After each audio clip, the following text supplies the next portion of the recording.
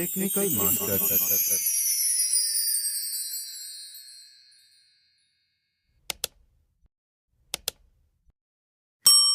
नमस्कार साथियों, मैं प्रदीप जो है आपका स्वागत करता हूं आपके अपने YouTube चैनल टेक्निकल मास्टर पर। साथियों, कई बार हम किसी विद्यार्थी के लगातार अनुपस्थित रहने के कारण उसको सालादर्पण पोर्टल से एनएसओ कर देते हैं, यानी अस्थायी रूप से हम उसकी टीसी काट देते हैं। उसके बाद विद्यार्थी या उसके अभिभावक उस बच्चे का पुनर्प्रवेश यानी वापस एडमिशन करने की कहते हैं। तो साथ ही ऐसी स्थिति में हमें किस प्रकार से उस बच्चे का एडमिशन करना है, साथ ही इस प्रक्रिया को मैंने आपको स्टेप बाय स्टेप इस वीडियो के द्वारा बताया है।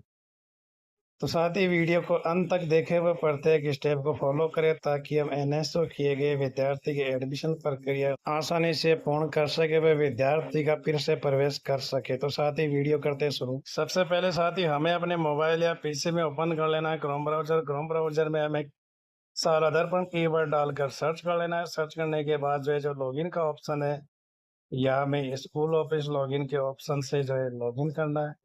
लॉगिन करने के लिए साथ ही हमारे पास अपने विद्यालय का आईडी पासवर्ड होना जरूरी है।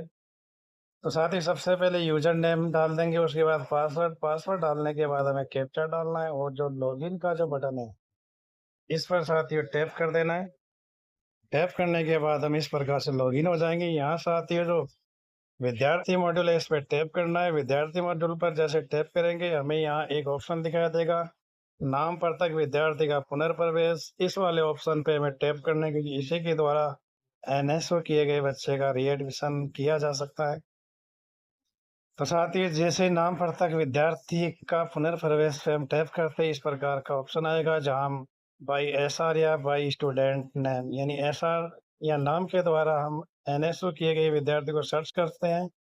तो साथ ही मैं यहाँ जो है एसआर नंबर के द्वारा विद्यार्थी को सर्च करूंगा। सर्च के ऑप्शन पर टैप कर दीजिए।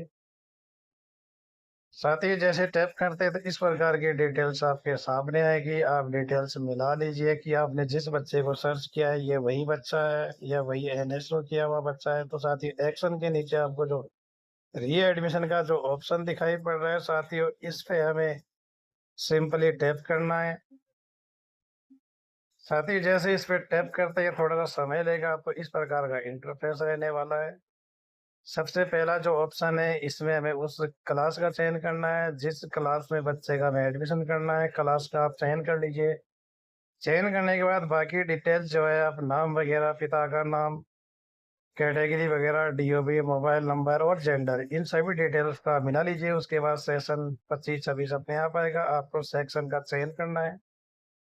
उसके बाद एसआर नंबर बाय डिफॉल्ट अपने आप आएगा। उसके बाद साथ ही जिस दिन से आप बच्चे को रीएडमिट कर रहे हो यानी रीएडमिशन कर रहे हो वो डेट आपको यहाँ कैलेंडर के द्वारा चूज करनी है। उसके बाद साथ ही ये सब कुछ करने के बाद जो है हमें जो कंफर्म एडमिशन का जो ऑप्शन दिखाई पड़ रहा है, इस कंफर्म एडमिशन के ऑप्शन पे साथ ही हमें टैप कर देना है, क्योंकि जब तक हम कंफर्म एडमिशन नहीं करेंगे बच्चे का एडमिशन नहीं होगा।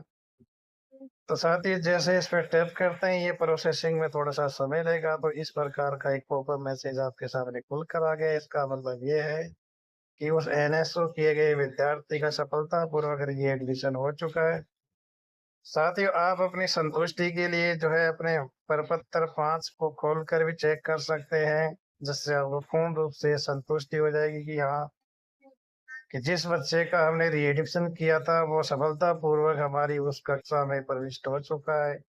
साथ ही हम इस प्रकार से एनएसओ किए गए विद्यार्थी का सफलतापूर्वक रीएडमिशन कर सकते हैं। तो साथ ही मैं आशा करता हूँ कि आप पूरी प्रक्रिया आसानी से समझ गए होंगे। साथ ही फिर मिलते हैं ऐसे किसी ज्ञानवर्धक वीडियो में। तब तक के लिए धन्यवाद। जय हिंद।